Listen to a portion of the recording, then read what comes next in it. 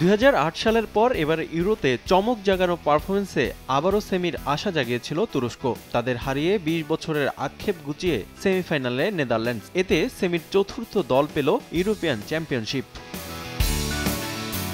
একাধিক তারকা ফুটবলার থাকা সত্ত্বেও গোটা আসরে তেমন কিছুই উপহার দিতে পারেনি ঐতিহ্যবাহী নেদারল্যান্ডস। ইউরোতে নিজেদের তৃতীয় অংশগ্রহণেই শিরোপার দেখা পাওয়া ডাচরা যেন এবারের আসরে নিজেদের হারিয়ে খুঁজছিল। তাদের তুলনায় দারুণ ছন্দে ছিল তুরস্ক। কোয়ার্টার ফাইনালের প্রথমার্ধে সেই ধারা অব্যাহত রেখেছিল তারা। তবে এ ম্যাচে একাদশে ছিলেন না রাউন্ড অফ 16 জয়ের নায়ক মেরি ডেমিরাল। তবে সে অভাবটা প্রভাব ফেলেনি দলের পারফরমেন্সে। তুর্কিদের উৎসাহ বাড়াতে গ্যালারিতে ছিলেন তুরস্ক প্রেসিডেন্ট রিসেপ এরদোয়ান।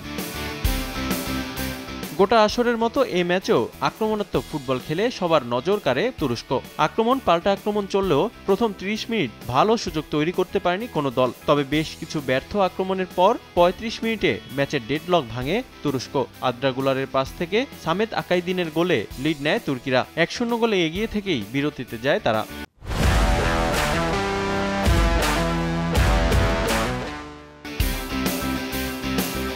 দ্বিতীয়ার্ধের শুরু থেকে ম্যাচে ফেরার আপ্রাণ চেষ্টা চালায় নেদারল্যান্ডস। সমতায় ফেরার সুযোগও তৈরি করেছিল ডাচরা, কিন্তু তা কাজে লাগাতে পারেনি তারা। ব্যবধান বাড়াতে আক্রমণাত্মক ফুটবল খেলে তুর্কিরাও। তাদের আক্রমণ রুখে দিতে পরীক্ষা দিতে হয়েছে ডাচ রক্ষণের। তবে ৭০ মিনিটে সুযোগ কাজে লাগিয়ে সমতায় ফেরে নেদারল্যান্ডস।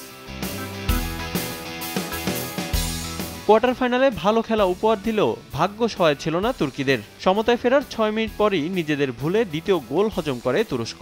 এবারের আসরে যা ১০তম আত্মঘাতী গোল। এতেই নিজেদের কফিনের শেষ প্যারেকটা পুঁতে ফেলে তুরস্ক। ম্যাচের যোগ করা সময়ে লাল কার্ডের দেখা পেয়ে ১০ জনের দলে পরিণত হয় তারা। ফলে ২-০ ব্যবধানে জয় নিয়ে সেমিফাইনালের জায়গাটা নিশ্চিত করে নেদারল্যান্ডস। ফাইনালের লড়াইয়ে ডাচদের প্রতিপক্ষ শক্তিশালী ইংল্যান্ড। রিফাতুল ইসলাম মিরন, সময় সংবাদ।